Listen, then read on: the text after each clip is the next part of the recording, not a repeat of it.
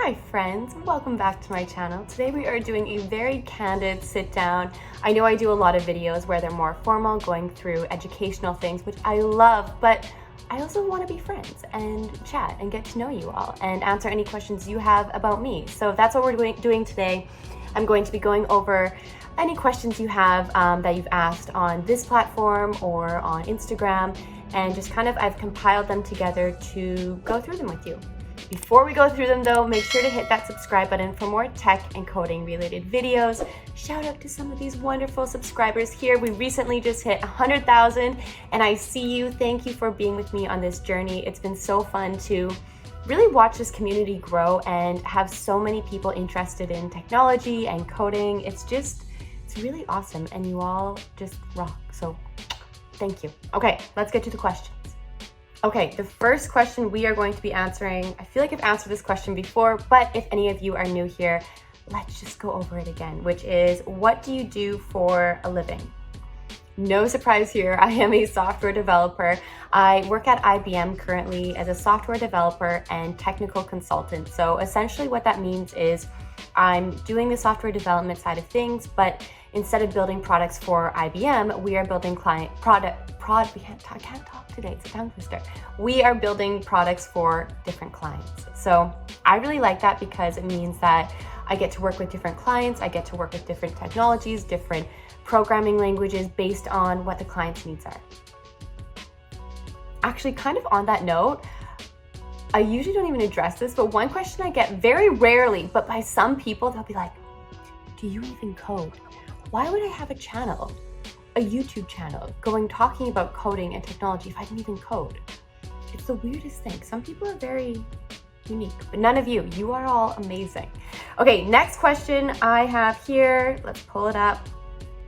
Okay, next question I have is, how do I start coding? This is actually a question I get asked a lot, and I understand where they're coming from because it's one of those questions that, to me, it sounds so obvious. Well, just start. Just go online, just Google, HTML, CSS, then JavaScript or Python and go from there. But I think for a lot of people who are coming from a non-technical background, there's so much information out there about coding that it can bombard you as to where to start, how to break into coding, that you almost freeze of fear because there's so much technology or information out there that you don't even know where to start. So I would love to hear your thoughts in the comments below for those of you who already do code. But I would say, if you're looking to do more web development side of things, or really any not even just web, but like apps you can do with it too. I would start with CSS, HTML, very basic, but just understand those really well.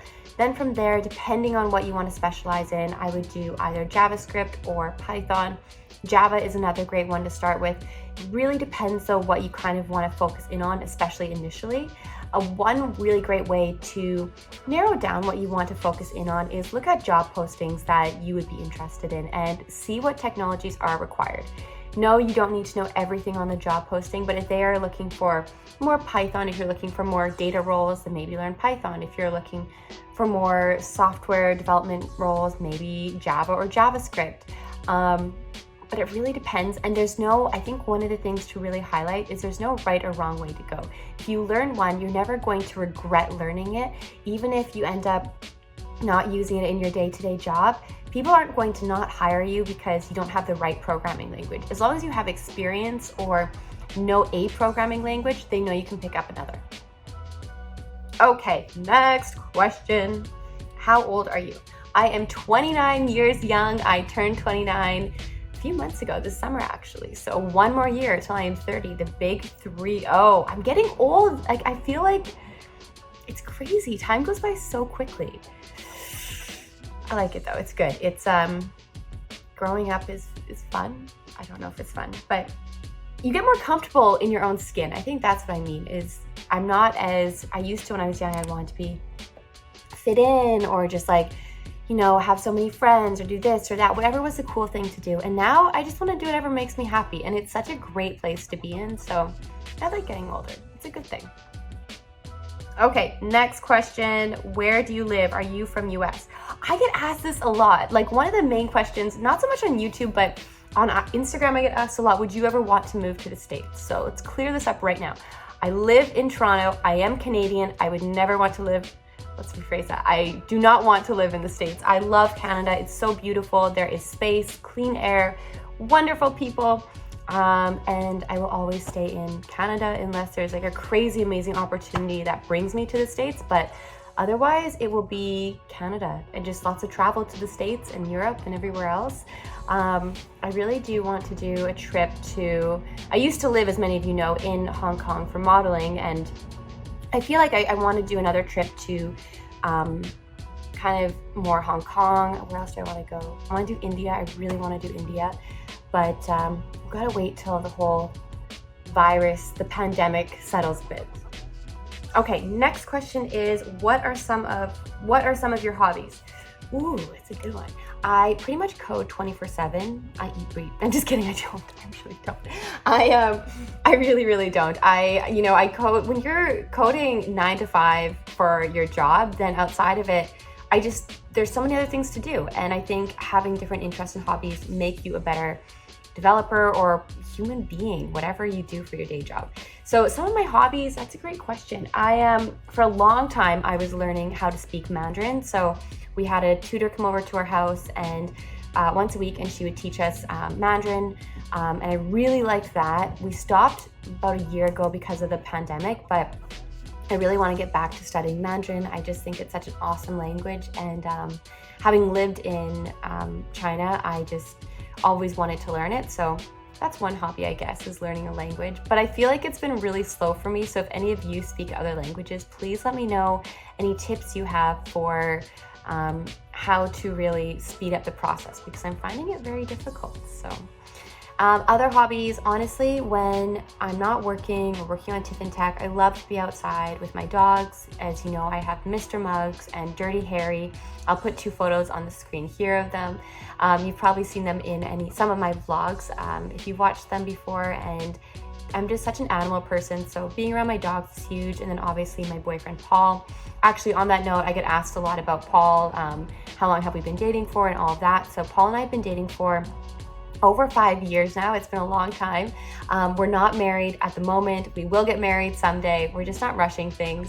And we'll do the whole family thing and all of that. But we're very focused. Both of us are very focused on our businesses right now, and one step at a time. So I kind of answered a few questions there in one, but I kind of want to pick up a hobby. I don't know what, but like a sport maybe, or I don't know, but I don't have time. I've been trying to golf a little bit, but it's kind of going so-so.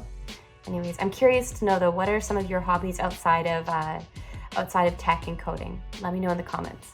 Okay, next question. Let's get to it, Tiffany. Oh, this is a good question.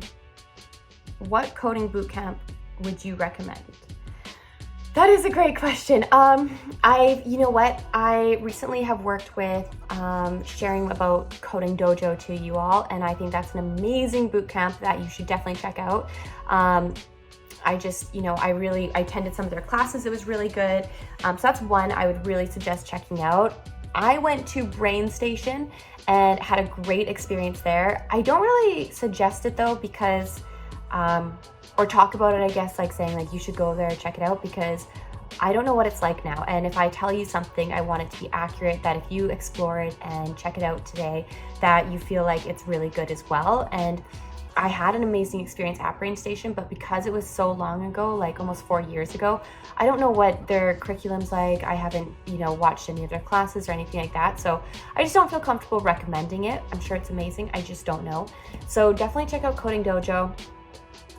I don't know, coding bootcamps are so tricky because there are so many of them, and it's hard because I think if there's a bad coding bootcamp, it can really ruin it for all the good ones, and that's really frustrating too, because they are amazing in what they do, where they, fast track you essentially to getting a career. Not everyone can go to university for various reasons, and that's where coding bootcamps are a great alternative. Or if you went to university and then you realize you want to go break into tech, it's like a great way to do so. So it's really disappointing when there are some not so good coding bootcamps that kind of ruin it for everyone. But don't let the negative, news of different, or not news, but different kind of topics of coding bootcamps completely rule them out for you. They're really great if you are with the right one. And it's tricky to find out which is the right one. And I think it comes down to doing your research, talking to the coding bootcamp, especially about how they are going to support you after you graduate, because that's the hardest part, is finding the first job. Okay, let's see what other questions we have here. I feel like I take so long to answer one question. I'm trying to speed it up, but it's hard.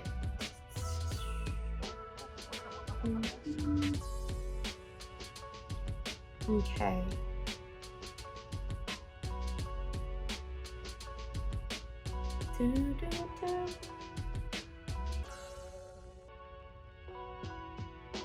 Oh, this is interesting. Okay, so someone asked me, why did you leave the modeling industry for the tech industry? Would you ever go back? That's a great question. I think I did a video on it a long time ago, and for those of you who don't know, I'll do a very quick background on that. So before I was in tech, I right after high school, I graduated, went to school for fashion, then moved over to Hong Kong to do modeling there. I lived there for about a year, and it was a great experience. I did tons of work for modeling there, but I felt like I was missing something. There was something missing. I'm a very driven person, and I like to be challenged and constantly be growing, and I just felt like that wasn't happening for me in that scenario, and I didn't know what I wanted to do. And at the time, if you would have asked me about coding, I would have been like, I don't even know what that is. To be totally candid, I probably didn't. And so would I go back to that industry? It's a great industry. It's definitely not for me. I really wanted to do something that was part of building our future, making products that people would use for many, many years to come and impact them in great ways.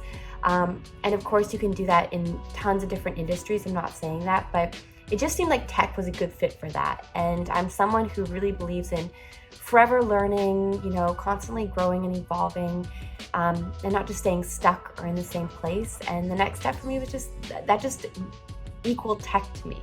Will I stay in coding forever?